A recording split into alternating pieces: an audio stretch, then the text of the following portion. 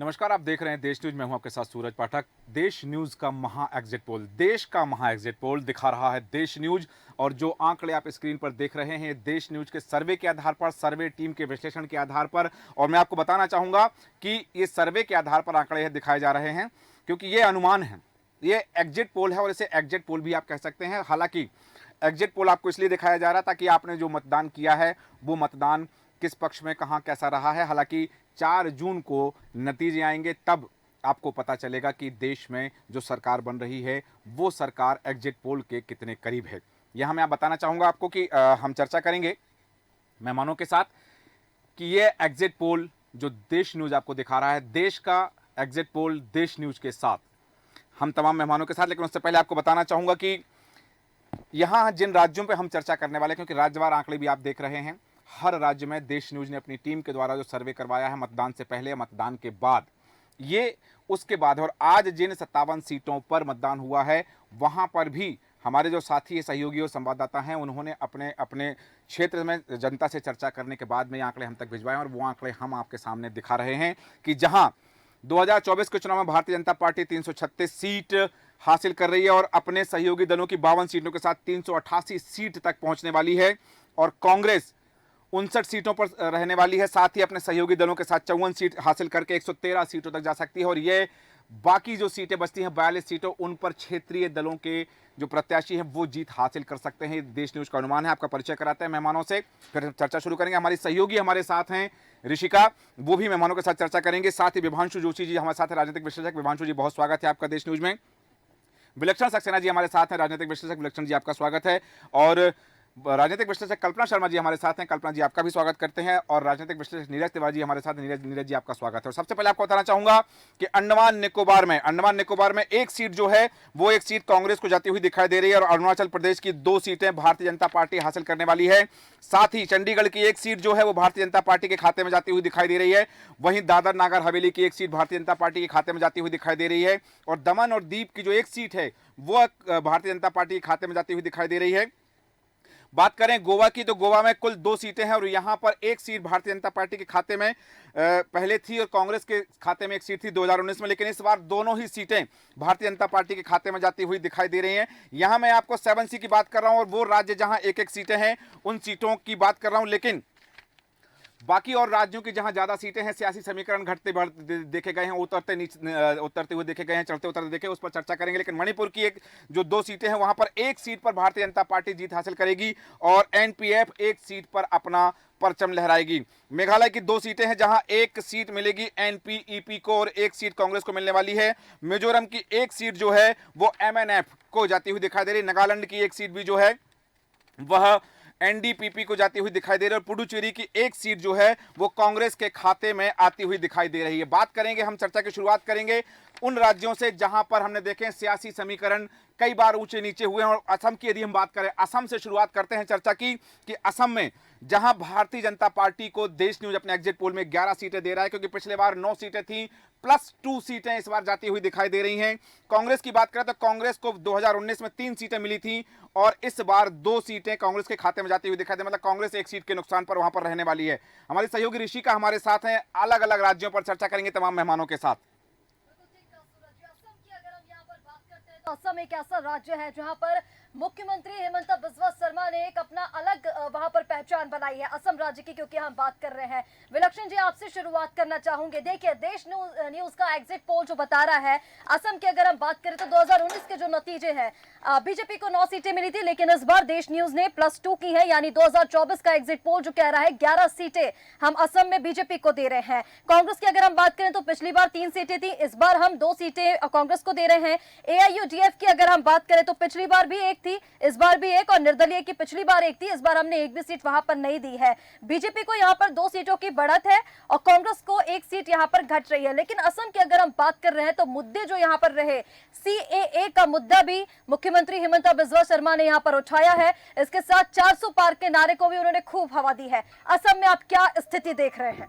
देखिए, असम की पॉलिटिक्स जैसे हम कहते हैं कि हरिद्वार जो है it's a gate to the all the चार धामों का द्वार है। वैसे असम की जो पॉलिटिक्स है वो एक तरीके से रिफ्लेक्ट करती है कि सेवन सिस्टर्स में लोगों का क्या एक मंतव्य निकल के आता है। सी, seven sisters Bharatiya Janata party के लिए एक बहुत ही कंटेस्टिंग एरिया रहा है।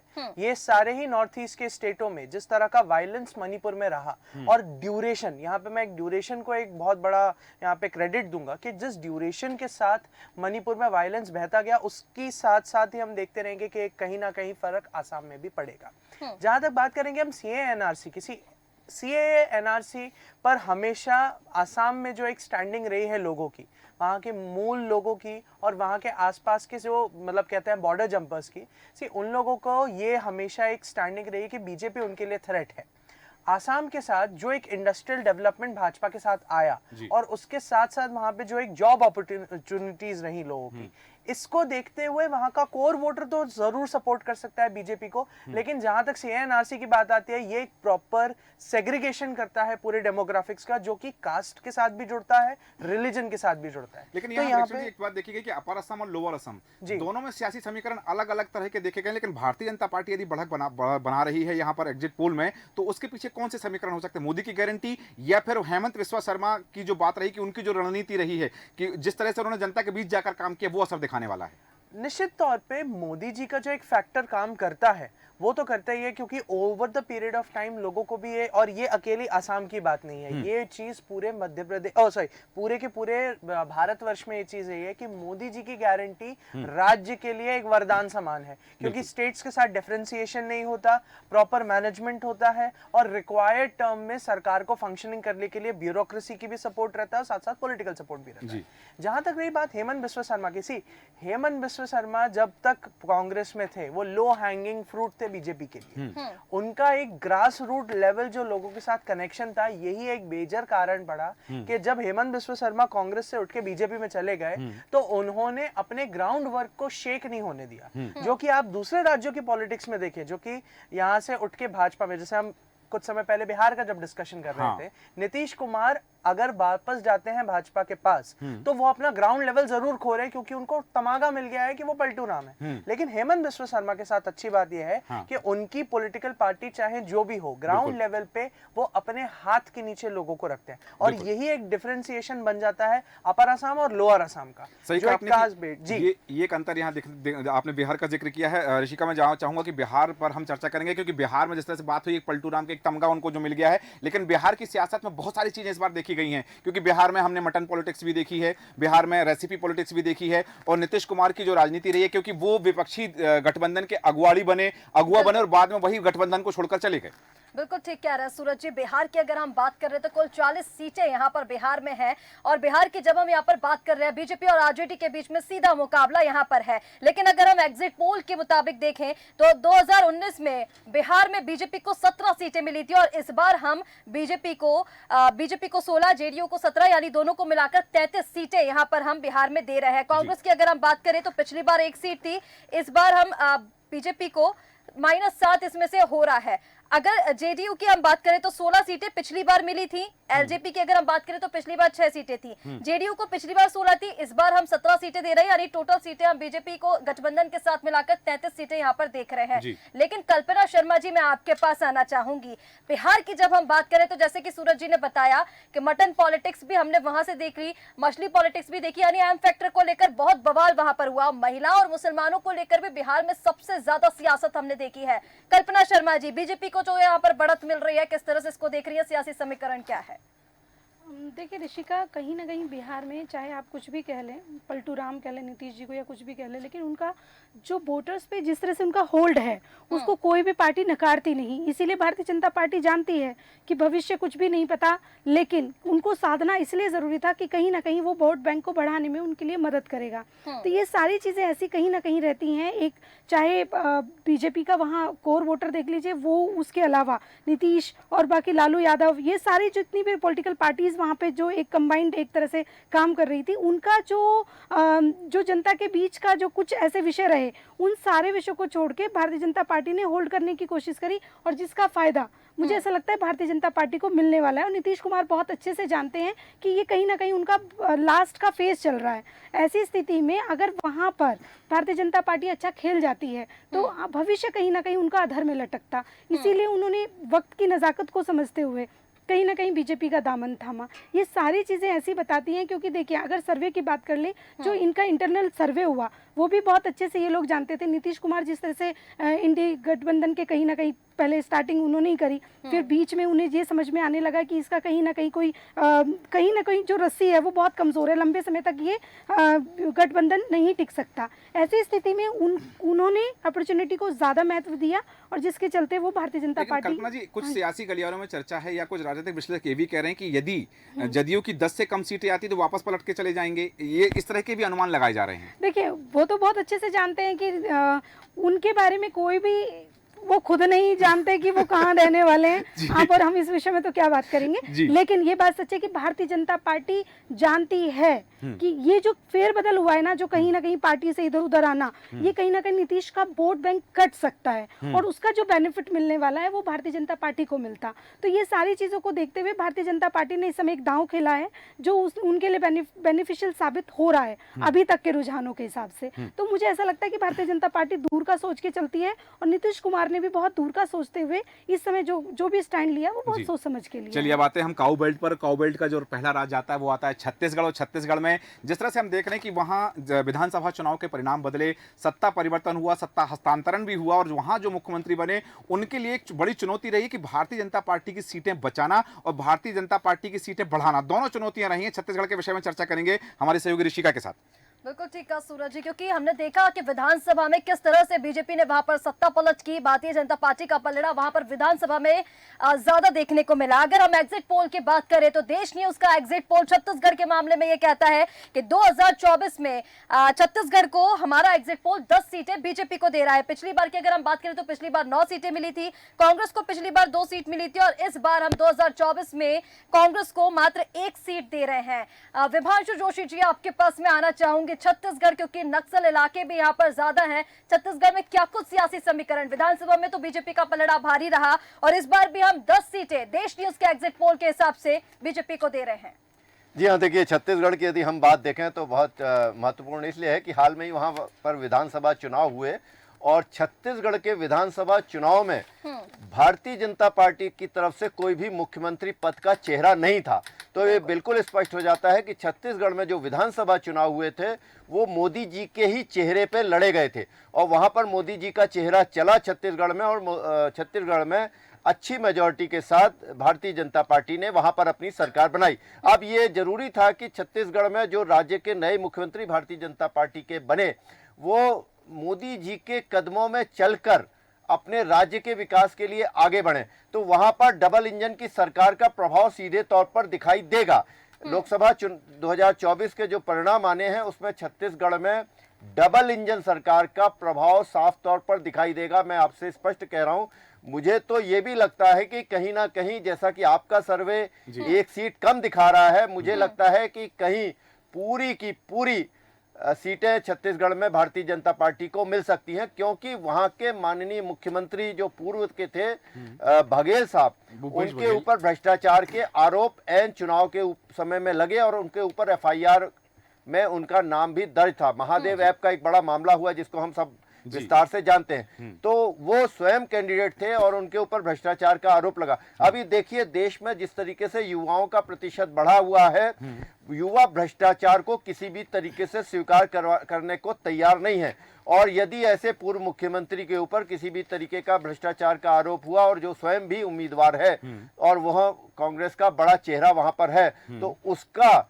नुकसान कांग्रेस को छत्तीसगढ़ में पूरा मिलेगा, और डबल इंजन सरकार का लाभ छत्तीसगढ़ में भारतीय जनता पार्टी को मोदी मैजिक के तौर पर साफ मिल रहा है। अभी हमने देखा कि चुनाव के दौरान, चुनाव के चलते ही वहां पर नक्सल अंकुश लगाने के लिए बहुत सारे ऑपरेशन किए गए हैं, नक्सलियों का एनकाउंटर किया गया, तो इसका असर भी मतदाताओं के मन पर पड़ने वाला है? बिल्कुल, सुरक्षा और भ्रष्टाचार ये बड़े मुद्दे होते हैं। जब भी हम लोकसभा के अपने उम्मीदवार को चुनते हैं तो ये एक बड़े मुद्दे होते हैं, राज्य के अलग तरीके के मुद्दे होते हैं और केंद्र के अलग मुद्दे होते हैं। मोदी मैजिक का असर, क्योंकि मोदी जी ने अंतर्राष्ट्रीय स्तर पर जिस तरीके की घुस के मारो की अपनी एक नीति दिखाई है, तो राज्य के जनता को भी लगता है कि उनका मुख्यमंत्री जो है केंद्रीय नेतृत्व के मायने से मापदंड पे चलेगा और घुस कर मारने की अपनी प्रवृत्ति को अपनाएगा। बिल्कुल, अभी हाल ही में देखा है कि पिछले 22 दिनों में 39 नक्सलियों को मारा गया है और जो मूवमेंट चला गया, वहां सर्चिंग अभियान चला और सर्चिंग अभियान में यहां तक कि एक नक्सल कमांडर को भी ढेर किया गया। तो ये बातें भी जनता के मन पर असर डाल सकती है, क्योंकि सुरक्षा बड़ी चीज होती है। बात करते हैं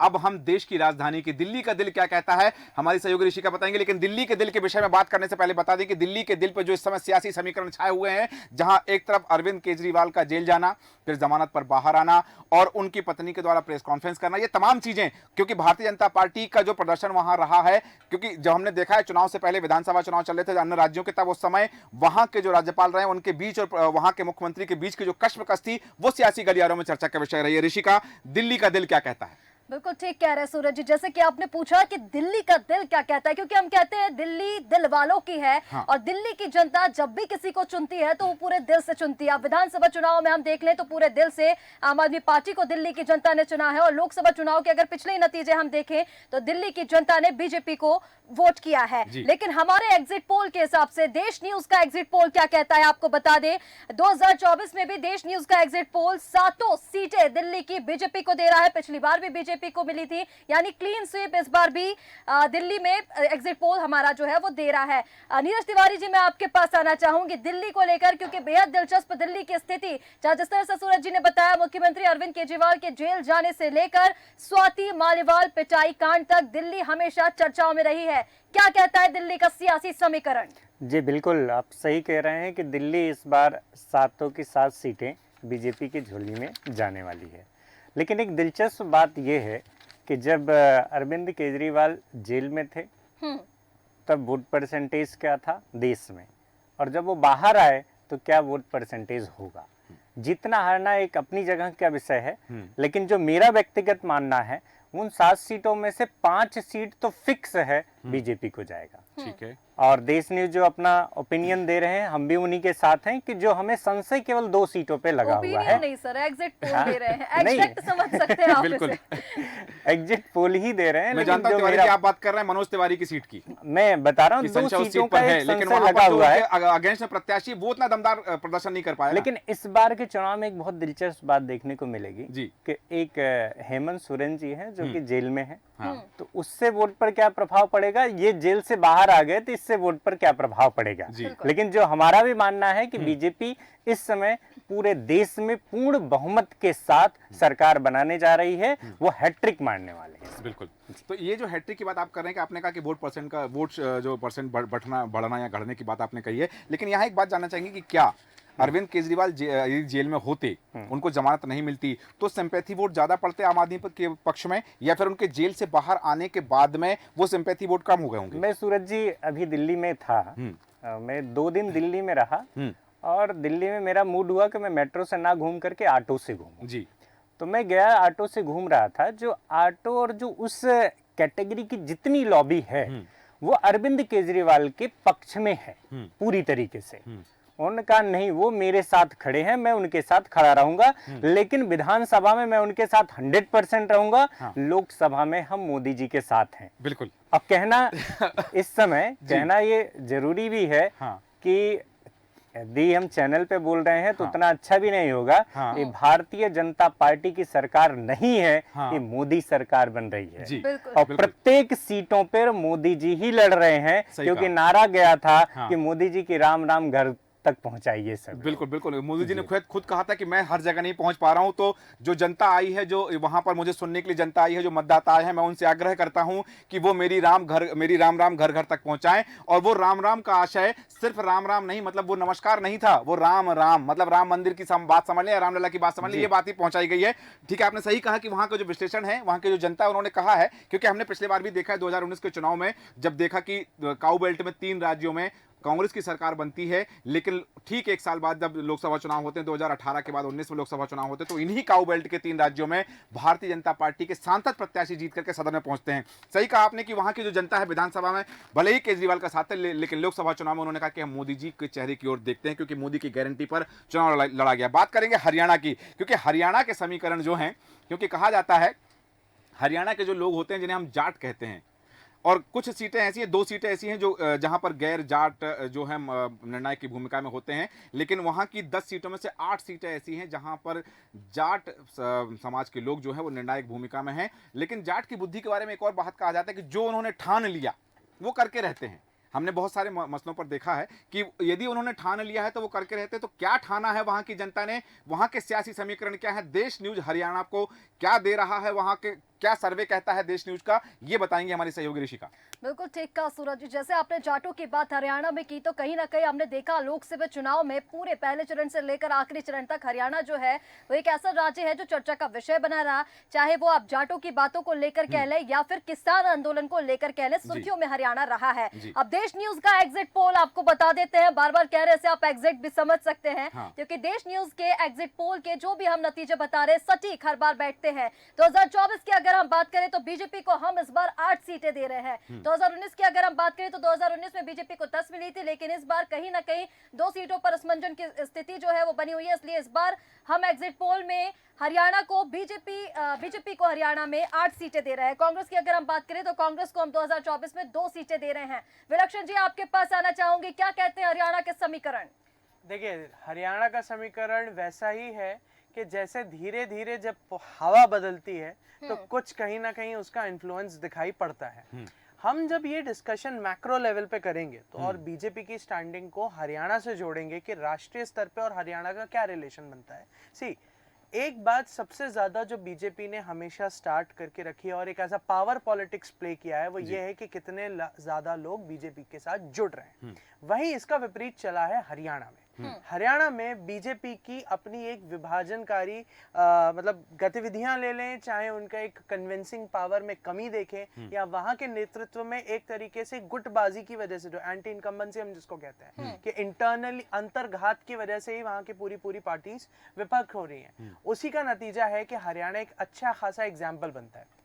हरियाणा के साथ एक इंपॉर्टेंट चीज और निकल के आती है। सी, उत्तर में आम आदमी पार्टी पंजाब में अपने आप को अच्छी तरह से स्टैब्लिश करने की कोशिश में लगी हुई है। अगर आप देखते हैं तो हरियाणा का जो एक रेवेन्यू शेयर निकलता है और यहाँ तक जो इकोनॉमिक रिलेशन निकलता है वो दिल्ली के साथ बहुत टच करता है जी। ये पूरा का पूरा जो एक स्टेचर जब कास्ट बेस्ड पॉलिटिक्स के साथ निकलता है तो यहाँ पर जाट निर्णायक भूमिका में दिखते हैं, जो आपका बिल्कुल सही आकलन है। और यही चीज हम देख रहे हैं कि हिंदी पट्टी के राज्यों में ज्यादातर उखर के आ रही है कि बेसिक पॉलिटिक्स जो कास्ट की आ रही है, कास्ट यहाँ पे पावरफुल बनती जा रही है और कहीं ना कहीं उनका सेंटिमेंट हिंदुत्व से बढ़ के इंडिविजुअल कास्ट बेनिफिट्स पे आ रहा है। सी, ये चीज जरूर है कि हम राम मंदिर को सपोर्ट करेंगे, लेकिन राम मंदिर को सपोर्ट करने के बाद जब हम देखते हैं कि यहाँ जाटों के लिए क्या निकल के आया, उनको क्या बेनिफिट मिला, तो उसके लिए बीजेपी ज्यादा बेटर एक्सप्लेन नहीं कर पा रही है, ना बेटर सुविधाएं दे पा रही है। इन जनरल जो पॉलिटिक्स हम कास्ट के बाद की देखते हैं वो हिंदुत्व से जोड़ते हैं, लेकिन हिंदुत्व के बाद और विकास के बीच में आती है कास्ट बेस्ड पॉलिटिक्स, जिसको बीजेपी सेटिस्फाई नहीं कर पा रही। और इसी का नतीजा है कि अगर आप ध्यान से देखें, यही सेम समीकरण आपको राजस्थान में भी मिलेंगे, जहां पर विधानसभा चुनावों के पहले ये कहा गया था कि अगर राजपूतों को नहीं साधा तो आप कभी नहीं निकाल पाएंगे। और उसका असर आप देखें तो मध्य प्रदेश तक भी आया था, जब मध्य प्रदेश में कहा गया कि राजपूतों की महाराणा प्रताप की मूर्ति तक मध्य प्रदेश में लगाएगी। और सेम चीज जाटों के साथ दिल्ली, पंजाब और हरियाणा में निकल के आती है। और अभी जो हमने एक देखा कि दिल्ली की, क्योंकि जब लास्ट बात दिल्ली की हो रही थी, आम आदमी पार्टी जब दिल्ली में अभी लिटरल पोल्यूशन से और पानी की स्कैरसिटी के साथ लड़ रही है, तो आतिशी ने अभी सीरियसली, आतिशी जो वहां की जल मंत्री है, उन्होंने सीरियसली कहा है कि हरियाणा है जो हमारा पानी रोक रहा है। और यही इंटरनल स्टेट कॉन्फ्लिक्ट्स जो होते हैं वो ग्राउंड देते हैं कि बीजेपी क्या स्टेट को बेनिफिट कर पा रही है, क्या यहाँ के जो निकलेंगे सांसद वो बेहतर स्टेबिलिटी प्रोवाइड कर पाएंगे। क्योंकि अल्टीमेटली जब मैक्रो लेवल पे देखा जाता है तो बीजेपी और आम जनता का एसोसिएशन पॉलिटिकल स्टेबिलिटी के पद पे सबसे ज्यादा आता है, और यही हरियाणा में नहीं हो पा रहा है, इसलिए बीजेपी मात खाने की लेकिन यहाँ स्थिति में हो सकती एक बात जरूर देखेंगे, हरियाणा की हम बात करें, हालांकि बात थोड़ी हास्यास्पद है क्योंकि हरियाणा के लोग जो है, जो उनकी जो सोच होती है, मैं किसी पर्टिकुलर जाति के पर टिप्पणी नहीं कर रहा हूँ, लेकिन एक सामाजिक परिवेश में कई बार सोशल मीडिया पर टिप्पणी देखी जाती है कि लोग कही जाते हैं कि हरियाणा के लोग ऐसे होते हैं कि जब वो कहीं जाते हैं, यदि वो किसी पार्लर में गए हैं, सलून में गए हैं बाल कटाने, और वो उनसे यदि वहाँ का जो कर्मचारी वो पूछता है कि बाल छोटे करना है, तो हरियाणा के लोग पूछते हैं बढ़ा सकता है क्या?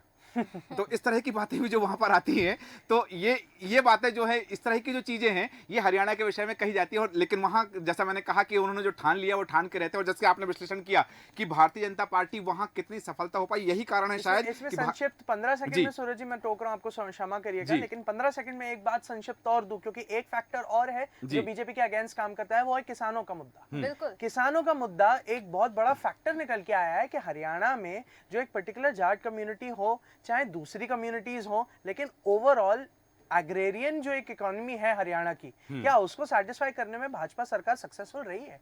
यहाँ का ये जो मुद्दा है, ये जो आग फैली है, पंजाब हरियाणा को पूरी तरह से इनगल्फ करी है, और इसी का नतीजा है कि अगर आप देश न्यूज के आंकड़ों के साथ मैं अग्री तो करता हूं, लेकिन एरर ऑफ मार्जिन 10 की जगह मैं 6 से 7 सीटों का दूंगा। और यहाँ पर एक स्टेटिस्टिक्स में मैं कह सकता हूं कि अगर बीजेपी रह भी पाई, क्योंकि अल्टीमेटली हिंदू फैक्टर तो प्ले करता ही है, 6 से 7 देश न्यूज 8 सीटें दे रहा है भारतीय जनता पार्टी को, -2, पिछली बार 10 मिली थी, इस बार हम 8 दे रहे हैं। जी, तो मैं यहाँ पे 1 से 2 सीटों का नुकसान आकलन कर सकता हूँ सिर्फ इन्हीं मुद्दों के बेसिस। जी बिल्कुल सही कहा आपकी। ये जो चीजें हैं, कांग्रेस यहाँ बढ़त, क्योंकि पिछली बार 2019 में हरियाणा में कांग्रेस को एक भी सीट नहीं मिल पाई थी, पूरी 10 सीटों पर भारतीय जनता पार्टी का कब्जा था। और इस बार इन कारणों से जो विलक्षण जी ने बताया है कि हो सकता है कि कुछ सीटें कम हो जाए, हालांकि देश न्यूज 8 सीटें भारतीय जनता पार्टी को दे रहा है, 2 सीटों के नुकसान पर रहेगी। बात करेंगे अब इसके बाद हम राजा और रानी की।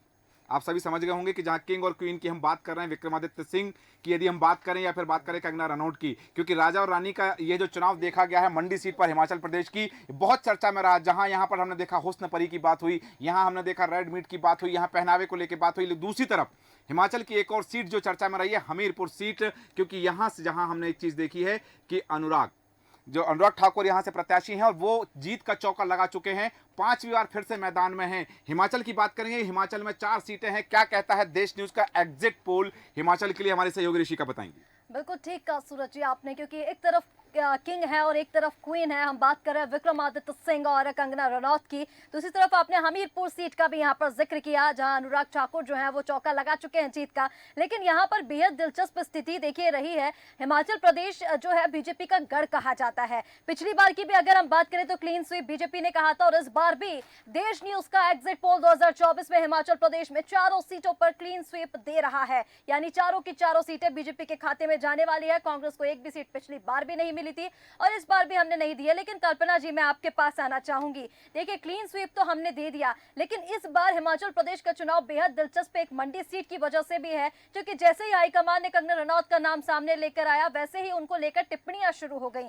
देखिए, कंट्रोवर्शियल क्वीन वो बॉलीवुड में भी कही जाती थी, और कह सकते हैं कि राजनीति में आने के बाद भी वो कंट्रोवर्शियल क्वीन बन गई हैं। हालांकि मंडी सीट पर बेहद दिलचस्प स्थिति है, किंग वर्सेस क्वीन। क्या सियासी समीकरण आप देख रही हैं? देखिए, महिलाओं का मुद्दा भी यहाँ पर उठाया गया, रेड मीट को लेकर भी बात की गई, और कहीं ना कहीं जिस तरह से हमने सर्वे किया सूरज जी, तो ये बात भी सामने आई है कि विक्रमादित्य सिंह जो उनके पिताजी हैं, कहीं ना कहीं कंगना रनौत का मुकाबला जो है वो उनकी लेगेसी से है, सीधा सीधा। बिल्कुल सीधी बात है, क्योंकि यहाँ पर जहाँ हम बात करें, कांग्रेस के द्वारा एक टिप्पणी भी की गई थी, मंडी की सीट को लेकर के भाव की बात की गई थी यहाँ पर। बिल्कुल बिल्कुल। कल्पना जी, कहीं ना कहीं इसमें ऋषिका, मंडी हिमाचल, पूरे हिमाचल की अगर हम बात करें, वो हमेशा से बीजेपी का गढ़ रहा। वहाँ मुद्दे ऐसा नहीं है कि कुछ अलग से लेके आने पड़ते हैं, कहीं ना कहीं कुछ एक अलग माहौल बनाने की आवश्यकता नहीं पड़ती। वहाँ के लोग बहुत ज़्यादा पहले से ही प्री डिसाइडेड होता है कि हमको किसको वोट देना है। और जिस तरह से कंगना रनौत का मामला आया, उसके बाद वहाँ पर जिस तरह से पॉलिटिक्स हुई महिलाओं को लेकर, जितनी भी टिप्पणियां हुई हैं, उसके बाद जो माहौल बना वो भारतीय जनता पार्टी के लिए कहीं ना कहीं फेवरेबल रहा, उनके फेवर में गया। ये सारी चीज़ें ऐसी बताती हैं कि हिमाचल में मैं मानती हूँ कि वहाँ सीटें कहीं ना कहीं भारतीय जनता पार्टी को मिल रही हैं, सारी सीटें मिल जाएंगी। लेकिन उसके साथ साथ एक चीज़ ज़रूर है कि कांग्रेस जिस तरह से, अगर मैं इसके साथ साथ अगर उसकी बात करूँ, उत्तराखंड से लगा हुआ क्षेत्र है, कौन सा क्षेत्र, हिमाचल नहीं, कौन सा क्षेत्र आता है ये, उत्तराखंड से नीचे वाला जो क्षेत्र आता है, जहाँ पर अभी कांग्रेस की सरकार बनी, नाम याद नहीं आ रहा, स्किप हो गया। हिमाचल प्रदेश में कांग्रेस की सरकार है, कांग्रेस की सरकार है। हाँ, हिमाचल प्रदेश में कांग्रेस की सरकार है। हिमाचल तो जी। ये कहने के ये वो सारे बेल्ट रहे जिसमें लोगों को लास्ट में जो चीजें समझ नहीं, हिमाचल की बात नहीं कर रही हूँ मैं, पंजाब के बाद सॉरी स्किप हो रहा है चीजें, और ठीक है। स्किप हो रही है तो उसके साथ साथ आपका कॉन्सेप्ट भी क्लियर नहीं हो पाता है। ठीक तो है, ये चीजें हिमाचल कहीं की अब बात कर हाँ रहे जी, हैं क्योंकि- तो ये चीजें कहीं ना कहीं वो बताती हैं कि लास्ट में जो पिछले इलेक्शन विधानसभा और लोकसभा के बीच का जो अंतर होता है, उस बीच लोगों के बीच में माइंडसेट क्या जाता है, क्या क्या चीजें ऐसी रही, कहीं ना कहीं कांग्रेस अपनी पॉइंट को रखने में इसलिए सफल नहीं हो पा रही थी क्योंकि वो मुद्दों से भटकी हुई थी। वहाँ कांग्रेस का कहीं ना कहीं होल्ड है, लोगों से अगर बात करोगे तो वो कांग्रेस और बीजेपी के अलावा तीसरी किसी पार्टी की बात नहीं करते। लेकिन उसके साथ साथ प्रॉब्लम ये रही कि अपने विषयों को लेकर के जिस तरह से उनको वहां पर अपने आप को प्रेजेंट करना था, उसमें वो सफल नहीं हुए। लेकिन भारतीय जनता पार्टी, मोदी जी ने वहां जाकर प्रचार प्रसार किया, उनके अन्य सारे जितने कद्दावर नेता हैं, अनुराग ठाकुर की अगर मैं बात कर लूँ, उनका एक बहुत अच्छा वहां पर वर्चस्व है। वो लोगों के बीच जिस तरह से जाते हैं, क्योंकि केंद्र में वो कैबिनेट मिनिस्टर भी हैं, ऐसी स्थिति में वो जितने विकास कार्य वहां पर हुए, पहाड़ी इलाका आता है, लोगों की छोटी छोटी जरूरतें हैं, पानी, सड़क, क्योंकि पहाड़ी इलाकों पर ट्रेवल करना इतना इजी नहीं होता। लेकिन जब से भारतीय जनता पार्टी की सरकार वहां पर बनी थी, उसके बाद वो छोटी छोटी चीजों पर विकास हुआ। आज देखते हैं वहां के ग्रामीण क्षेत्रों में, क्योंकि मैं वहां गई, मैंने वहां देखा कि लाइट की जिस तरह से व्यवस्था है, छोटी से छोटी जगह आपको फोन मिलेंगे, आपको कन्वर्सेशन की बहुत ज्यादा प्रॉब्लम नहीं होती है। लेकिन क्योंकि मेरा बचपन उत्तराखंड में बीता, तो पहाड़ी इलाकों को मैं बहुत अच्छे से जानती हूँ।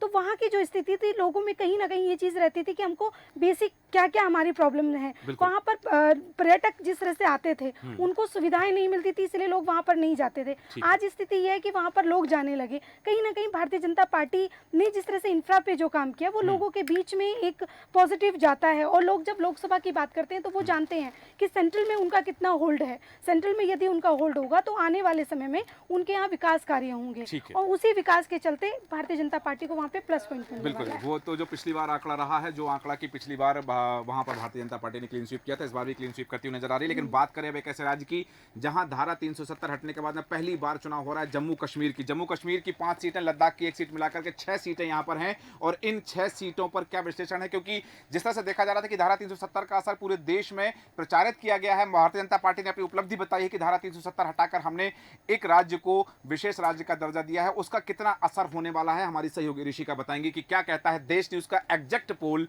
जम्मू कश्मीर के लिए। बिल्कुल ठीक कहा सूरज जी, क्योंकि एग्जिट पोल के आंकड़े हम यहाँ पर दे रहे हैं, लेकिन आप इसे एग्जैक्ट पोल समझ सकते हैं, क्योंकि हमने जो भी आंकड़े पहले भी दिए हैं वो एकदम सटीक साबित हुए हैं। जम्मू कश्मीर की हम यहाँ पर क्योंकि बात कर रहे हैं, सूरज जी, जम्मू कश्मीर की जब हम यहाँ पर बात करते हैं, आपने बिल्कुल ठीक कहा, 370 का मुद्दा यहाँ पर हावी होता हुआ दिखाई दिया।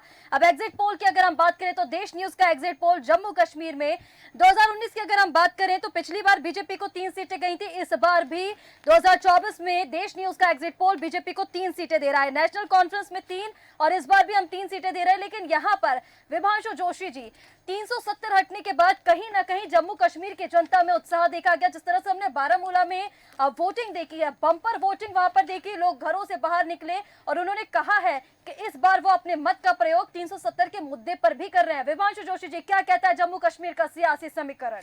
देखिए, जम्मू कश्मीर की जब हम बात करते हैं तो हम कश्मीर से कन्याकुमारी तक की जो नरेंद्र मोदी जी की एकता यात्रा जिसे डॉक्टर मुरली मनोहर जोशी जी ने चलाया था, उसे भी हमें याद करना होगा। तभी से ये लक्ष्य बिल्कुल बन गया था कि भारतीय जनता पार्टी अपनी ताकत के साथ 370 को समाप्त करेगी, और वो एक विश्वास के साथ उन्होंने 370 को वहां समाप्त किया और वहां की जनता को ये विश्वास दिया कि दिल्ली के साथ उनका सीधा रिश्ता है, दिल्ली उनकी अपनी है और वो दिल्ली के हैं। तो ये विश्वास जम्मू एंड कश्मीर के मतदाताओं में सीधे तौर पर देखा गया, और ये जिस तरीके का मतदान का प्रतिशत वहां पर बढ़ा है, लोग निकलकर एक आत्मविश्वास के साथ अपनी सरकार को वोट देने के लिए बाहर आए हैं, ये एक बड़ी अच्छी बात है। हाल में जनवरी में भी हमने ये इस बात को देखा था कि जनवरी में जब 31 दिसंबर का जो समारोह था, वहां पर लाल चौक पे, जहां पर कभी झंडा फहराया जाना भी एक चुनौती हुआ करता था, वहां पर पर्यटक उपस्थित होकर उन्होंने 31 दिसंबर का जश्न मनाया था। तो वहां की जनता में एक उत्साह देखा जाना एक बड़ी बात है। यह साबित करता है कि 370 को वहां की जनता ने स्वीकार किया है और बाहर आकर अपना वोट दाखिल कर रही है। कौन जीता है कौन हारता है यह इतना महत्वपूर्ण नहीं है, जितना महत्वपूर्ण है कि जनता का बाहर निकलकर अपने वोट का अधिकार देना। मैं यहाँ पर यह जरूर कहना चाहूंगा कि भारतीय जनता पार्टी वहां पर एक अच्छे वोट प्रतिशत के साथ अपनी उपस्थिति दर्ज करने वाली है। पिछली बार के आंकड़ों को बढ़ाकर वोट प्रतिशत भारतीय जनता पार्टी का वहां पर नरेंद्र मोदी जी के नेतृत्व में बढ़ रहा है, ये मुझे साफ दिखाई दे रहा है। क्योंकि पिछली बार जो था 3 सीटें नेशनल कॉन्फ्रेंस के पास थी और 3 सीटें बीजेपी के पास थी। हालांकि देश न्यूज का एग्जिट पोल यही कह रहा है कि इस बार भी वही आंकड़ा रहने वाला है, लेकिन जैसे विभांशु जी ने बताया कि प्रधानमंत्री नरेंद्र मोदी के नाम पर और साथ ही जनता बाहर निकली। हमने देखा है कि वहां पर ऐसे बूथ रहे जहां पिछली बार 0% एक भी मतदाता ने मतदान नहीं किया था। इस बार वहां पर 89% मतदान हुआ है। ऐसे कई बूथ वहां पर देखे गए हैं। चूंकि समय की सीमा है और भी राज्य पर हम चर्चा करें। झारखंड की बात करें तो झारखंड में जहां देश न्यूज का एग्जिट पोल बताता है कि इस बार भारतीय जनता पार्टी बढ़त लेती है, क्योंकि 2019 में जहां 11 सीटें मिली थी भारतीय जनता पार्टी को, इस बार 12 सीटें मिलती हुई दिखाई दे रही। कांग्रेस पिछली बार 1 सीट पर थी, इस बार भी एक ही सीट पर वहां पर जीत दर्ज करती हुई नजर आ रही है। जेएमएम झारखंड मुक्ति मोर्चा को पिछली बार 1 सीट मिली थी और इस बार भी देश न्यूज के एग्जिट पोल में एक ही सीट मिलती नजर आ रही। बात करेंगे हम एक ऐसे राज्य की जो चर्चा में है, क्योंकि उस राज्य में जिस तरह से देखा गया है, पंजाब की यदि हम बात करें, क्योंकि पंजाब में सियासी समीकरण सबसे अंतिम चरण में वहां पर मतदान हुआ है और अंतिम चरण के मतदान के पहले वहां जिस तरह से सियासत देखी गई है, क्योंकि पंजाब की कुछ सीटें ऐसी, यदि हम बात करें एक सीट जहां हरसिमरत कौर प्रत्याशी हैं, वो पूरे राज्य की प्रत्याशियों में सबसे धनाढ्य हैं, तो उनका नाम भी चर्चा में रहा है। कुछ और सीटें पंजाब की रही हैं जिन सीटों को लेकर चर्चा हुई है। देश न्यूज का एग्जिट पोल कहें या एग्जिट पोल क्या कहता है, हमारे सहयोगी ऋषिका बताएंगे पंजाब के लिए। बिल्कुल ठीक कहा सूरज जी। पंजाब की जब हम बात करते हैं तो बेहद दिलचस्प स्थिति यहाँ पर इसीलिए भी क्योंकि कांग्रेस और आम आदमी पार्टी की अगर हम बात करें तो दिल्ली और चंडीगढ़ में हम ये देख रहे हैं कि साथ में है, लेकिन पंजाब की जब हम बात करते हैं तो कांग्रेस और आम आदमी पार्टी आमने सामने है। देश न्यूज का एग्जिट पोल पंजाब के लिए क्या कहता है, आपको बता दें 2024 की अगर हम बात करें तो देश न्यूज का एग्जिट पोल कांग्रेस को यहां पर 4 सीटें हम पंजाब में दे रहे हैं। 2019 की अगर हम बात करें तो 8 सीटें मिली थी। अकाली दल की अगर हम बात करें तो हम इस बार 1 सीट अकाली दल को दे रहे हैं। 2019 के नतीजे जो कहते हैं 2 सीटें मिली थी। बीजेपी को इस बार 3 सीटें हम देख रहे हैं, पिछली बार 2 सीटें मिली थी और आम आदमी पार्टी को इस बार 5 सीटें, पिछली बार 1। लेकिन पंजाब की स्थिति बेहद दिलचस्प कल्पना शर्मा जी, क्योंकि कहीं ना कहीं पंजाब में जिस तरह से हम देखें मैंने पहले भी कहा, दिल्ली और चंडीगढ़ में जहां 2 पार्टियां साथ में हैं, वही पंजाब की हम बात करें तो आमने सामने है। क्या कुछ सियासी समीकरण पंजाब में? पंजाब इस बार देखिए, जब से विधानसभा चुनाव हुआ है, विधानसभा चुनाव में जिस तरह से सबको मालूम है, लेकिन जिस तरह से उनको प्रचार प्रसार आप पार्टी को करना चाहिए था वो नहीं हो पाया। दूसरा, वहाँ खालिस्तान का एक बहुत बड़ा विषय उभर के आ रहा है। कहीं ना कहीं लोगों में एक खौफ पैदा हो गया है कि भविष्य क्या है, इस स्टेट का भविष्य कहीं ना कहीं खतरे में नजर आता है। ये सारे ऐसे विषय हैं जो वहाँ के कोर वोटर हैं वो कहीं ना कहीं इस पॉइंट को समझने लगे हैं। फॉरेन सबसे ज़्यादा अगर देखा जाए वहाँ से कनाडा और इन राज्यों में जाते हैं, लेकिन उनकी क्या स्थिति है। भारतीय जनता पार्टी ने जिस तरह से प्रचार प्रसार किया, अपने लोगों के लिए काम किया, उनको बाहर की अगर फॉरेन पॉलिसी की मैं अगर बात करूं, जिस तरह से वहाँ से निकाला, कहीं ना कहीं माइंडसेट बढ़ता है कि अगर सेंट्रल में हमको एक ऐसा लीडर चाहिए जो कहीं ना कहीं उनके जो विषय होंगे पंजाब से संबंधित, क्योंकि सबसे ज़्यादा अगर देखा जाए पलायन वहीं से होता है, तो वो सारे ऐसे विषय हैं जिसको लेकर के लोग चाहते हैं कि वो भारतीय जनता पार्टी को सपोर्ट करें। विधानसभा अलग विषय होता है क्योंकि वहाँ लोकल विषय होता है, लेकिन यहाँ सेंट्रल का चुनाव था, तो कहीं ना कहीं ये सारे विषय ऐसे हैं जो भारतीय जनता पार्टी के फेवर में जाते हुए। बिल्कुल, हम बात करेंगे राजस्थान की। नीरज तिवारी जी, आपसे जानना चाहूंगा कि जहां राजस्थान में भजनलाल शर्मा के सामने चुनौती थी कि पिछली बार से ज्यादा 1 सीट बढ़ाना, क्योंकि 2019 में 24 सीटें मिली थी भारतीय जनता पार्टी को और उनके सामने चुनौती थी कि 25 की 25 सीटें बीजेपी को मिलनी चाहिए, लेकिन देश न्यूज का आंकड़ा कहता है कि वहां 1 सीट और कम हो रही, मतलब भारतीय जनता पार्टी को 23 सीटें मिलने वाली हैं राजस्थान में, और जहां आरएलपी को 1 सीट और कांग्रेस 1 सीट पर बढ़त बनाती हुई दिखाई दे रही है। आपका क्या आकलन है, भजनलाल शर्मा का कितना प्रभाव होने वाला है इस चुनाव में? जी बिल्कुल, जिस तरीके से राजस्थान की जनता है वो हमेशा परिवर्तन की ओर अग्रसर रहती है, चाहे वो विधानसभा हो और अक्सर लोकसभा की बात करें तो वो इस समय एक ही चेहरा दिख रहा है, वो मोदी जी का चेहरा दिख रहा है। राजस्थान में कुछ जगहों पर ऐसी स्थिति आ गई है जो यूथ है, यूथ राजस्थान हो, उत्तर प्रदेश हो, बिहार हो, यहाँ पर क्या है वो बीजेपी से थोड़ा सा रुष्ट हैं। जो फर्स्ट टाइम वोटर हैं वो भी थोड़ा रुष्ट हो सकते हैं। अब जैसे पहले चरण से शुरू करें हम बात, तो पहले चरण में जिस तरीके से 400 पार का नारा हुआ था, वो धीरे धीरे जा करके वो 400 पार का नारा कम होता चला गया और उससे क्या सीटों में भी परिवर्तन हुआ है, जो कि आंकड़ों में तो दिखाई दे ही रहा है। वो 4 तारीख को सारी चीजें स्पष्ट हो जाएंगे कि किसको कितना मिला कितना नहीं मिला, और पूरे हिंदी पट्टी को देखा जाए हाँ। तो हिंदी पट्टी में जिस तरीके से बीजेपी फुल कॉन्फिडेंस में है कि मुझे पूरी सीटें मिल जाएंगी, हाँ। तो इतना होता नजर नहीं आ रहा है। सही, आपने सही कहा कि वो जो चीज़ है कि भारतीय जनता पार्टी को उम्मीद थी कि 25 की 25 सीटें मिले, लेकिन पिछले बार 24 सीटें जीती थी और इस बार देश न्यूज के आंकड़े में एक सीट और कम है। अब हम बात करेंगे दो ऐसे राज्यों की चर्चा के अंतिम चरण में जहां एक राज्य बिल्कुल ठंडा है और एक राज्य की सियासत बहुत गर्म है। जिस राज्य की सियासत गर्म है वो है उत्तर प्रदेश और जो राज्य मौसम के अनुकूल ठंडा है वो है उत्तराखंड। इन दो राज्यों के आंकड़े क्या कहते हैं हमारी सहयोगी ऋषिका बताएंगे और साथ ही ये दो राज्य जहां बहुत कुछ तय करने वाले हैं, क्योंकि पिछले बार जहां एक बार क्लीन स्वीप मिला था और पिछले बार के आंकड़े इस बार कितने बढ़त बनाते हुए दिखाई दे रहे हैं हमारी ऋषिका सहयोगी ऋषिका। बिल्कुल ठीक कहा सूरज जी। उत्तर प्रदेश, क्योंकि आपने बताया कि सियासी पारा जिस तरह से हाई है, आप देखिए तापमान तो हाई है ही, लेकिन जी। सियासी पारा उत्तर प्रदेश का भी बढ़ा हुआ है। एग्जिट पोल की अगर हम बात करें तो 2024 में, यानी देश न्यूज का एग्जिट पोल इस बार बीजेपी को 72 सीटें दे रहा है, जो पिछली बार 62 सीटें मिली थी। कांग्रेस की अगर हम बात करें तो 8 सीटें यहाँ पर कांग्रेस को मिल रही हैं, पिछली बार 1 सीट मिली थी। बाकी पिछली बार बीएसपी, सपा और अपना दल को भी सीटें मिली थी, लेकिन इस बार हमने वहां पर सीटें नहीं दी है, यानी जी। उत्तर प्रदेश में बीजेपी को बढ़त मिलती हुई। इसके साथ ही क्योंकि आपने उत्तराखंड का भी जिक्र जी। किया है सूरज जी। जी, उत्तराखंड में पिछली बार भी क्लीन स्वीप था और इस बार भी देश न्यूज का एग्जिट पोल उत्तराखंड में क्लीन स्वीप, यानी 5 की 5 सीटें बीजेपी के खाते में जाते हुए। विलक्षण जी, आपसे चाहेंगे उत्तर प्रदेश जहां सियासी तापमान हाई है, उत्तराखंड जहां मौसम के अनुकूल सियासी तापमान अब लो ही दिखाई दे रहा है, क्योंकि पिछली बार भी क्लीन स्वीप, इस बार भी क्लीन स्वीप। इन दोनों राज्यों पर आपका विश्लेषण क्या कहता है? बात करते हैं पहले ठंडे की, क्योंकि गर्मी तो किसी से भी अभी झेल नहीं रही, लेकिन आएंगे इवेंचुअली उस पे। बिल्कुल। उत्तराखंड की जब हम बात करते हैं, इसे देखिए, यहाँ पर क्लियर कट एक चीज फैक्टर काम करता है और वो ग्रास रूट लेवल पर ही करे, वो है प्योर हिंदू फैक्टर। और प्योर हिंदू फैक्टर जब ये इस बात से क्लब कर जाता है कि वहाँ लोकल कांग्रेस की लीडरशिप में गहरा एब्सेंस है, क्योंकि हरीश रावत ने दाव खेला था कांग्रेस के साथ। हाँ। और खुद मतलब कह दें कि कांग्रेस ने हरीश रावत पे दाव खेला था। हाँ। और ना ही वो चुनाव में हारे भी बुरी तरह से, और उसके बाद उनकी लीडरशिप पे जो क्वेश्चन मार्क वहां पे लगा है, वो इतना बड़ा वैक्यूम क्रिएट कर दिया गया है जिसको कांग्रेस कभी फिल नहीं कर पाई। और एक तरीके से अगर आप ध्यान दें तो कांग्रेस का निग्लेक्टेड फैक्टर भी उत्तराखंड में रहा ही है। हाँ। क्योंकि अगर आप देखें, जैसे ही पहाड़ खत्म होते हैं और पठार शुरू होते हैं, हाँ। सहारनपुर, मुजफ्फरपुर, ये एरियाज जो हैं, ये वो पोर्शंस टच कर जाते हैं जहां पर कहा जा सकता है कि हाँ, ये वो फैक्टर्स है जहां कांग्रेस काम कर सकते हैं, लेकिन वो भी कोई बहुत अच्छा प्रदर्शन नहीं कर पाई। हाँ। और इवेंचुअली जब हम देखते हैं तो इन ऑल टोटल उत्तराखंड में जो पूरा बिजनेस मॉडल चलता है, जो इन्वेस्टमेंट मॉडल चलता है, जहाँ की ब्यूरोक्रेसी जिस हिसाब से काम करती है, उसके लिए बहुत जरूरी पड़ जाता है कि डबल इंजन की सरकार वहाँ पे स्टेबिलिटी प्रोवाइड करे।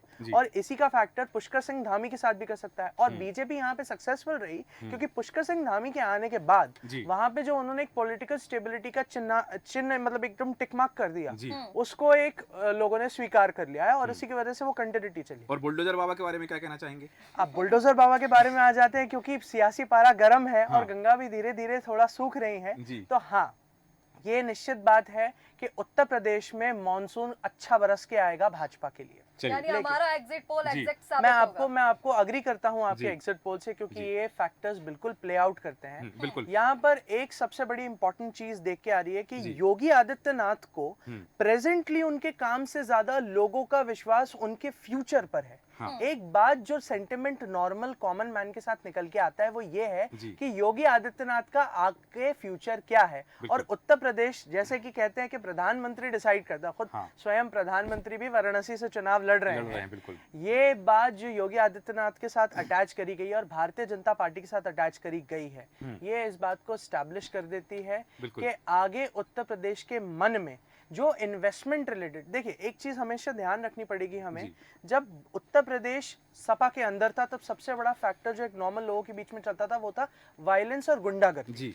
एक सपा के साथ जो एक एसोसिएशन लोगों को ये था कि लोकल लीडर्स जब निकल के आते थे तो उसमें वायलेंस बहुत निकलता था। और योगी आदित्यनाथ के बाद आने के बाद जो एक 2-3, चाहे आप विकास दुबे की बात कर ले, चाहे उसके बाद फिर अख्तार साहब की बात कर ले, ये तरीके का एक पोर्शन एक दिखाया गया है कि वहां पे जो सेंटिमेंट है लोगों का वो है कि कुछ लोग, सर्टेन कम्युनिटीज जो कि एक प्लेफुल फैक्टर बनता है जिसकी वजह से पोलराइजेशन होती है पार्टीज में, उन पे लगाम लगी है। तो ये बात एसोसिएट होती है और इसका सबसे बड़ा श्रेय मोदी जी को जाता है। बिल्कुल। तो यूपी अपने आप को मोदी जी से विभाजित नहीं कर सकता। जहां तक बात रही दूसरी पार्टीज की, कांग्रेस यहाँ पर एक तरीके से जो एक राय बरेली और अमेठी का आखिरी चरणों में जो ये जी। फैक्टर प्ले किया है, राय बरेली और अमेठी ने सियासी पारा गर्म किया है, ये देखते हुए कि कांग्रेस यहाँ पे कौन सी चाणक्य नीति खेल रही है। यहाँ इसका प्रभाव नेगेटिवली नहीं देखा जाएगा, क्योंकि नेगेटिवली तब होता है जब राहुल गांधी डिसाइड करते कि मैं वायनाड से बाहर ही नहीं आऊंगा। हाँ। लेकिन यहाँ पर उन्होंने जो एक डिसीजन लिया है, जी। इसने एक चीज ज्यादा एक लोगों के बीच में देखी है कि क्या सही में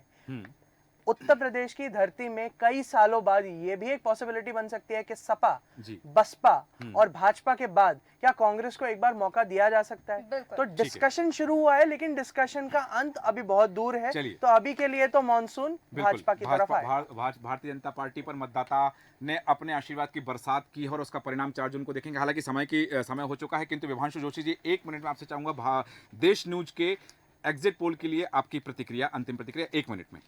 मुझे तो लग रहा है जिस तरीके से पूरे देश में मोदी मैजिक चल रहा है, उसके अनुसार आपका एग्जिट पोल जो है बिल्कुल सही आकलन कर रहा है। मुझे हालांकि थोड़ी सी सीटों में और बढ़त दिखाई दे रही है। उत्तर प्रदेश में तो मैं 2 सीटें और ज्यादा देख रहा हूं, और पूरे देश में कहीं कहीं कुछ सीटें और। लेकिन हाँ, मोदी मैजिक का असर है। मोदी जी अपना ध्यान करके बाहर आ गए हैं और आगे की वो तैयारी जरूर कर रहे हैं। ध्यान में गए प्रधान, और उन प्रधान ने 24 को साधने के लिए 24 घंटे की साधना की है। तमाम चीजें यहाँ सामने आ रही है। हालांकि कुछ और राज्य बाकी जिन पर हम अपने पैनलिस्ट के साथ और चर्चा करेंगे, अपने सहयोगी मनीष कुमार के साथ में। और वर्तमान में हमारे जो तमाम मेहमान हैं, आप सभी का धन्यवाद करते हैं। विभांशु जोशी जी, विलक्षण सक्सेना जी, कल्पना शर्मा जी, नीरज तिवारी जी, और विशेष धन्यवाद हमारे सहयोगी ऋषिका को कि जिस तरह से परिचर्चा हो रही है।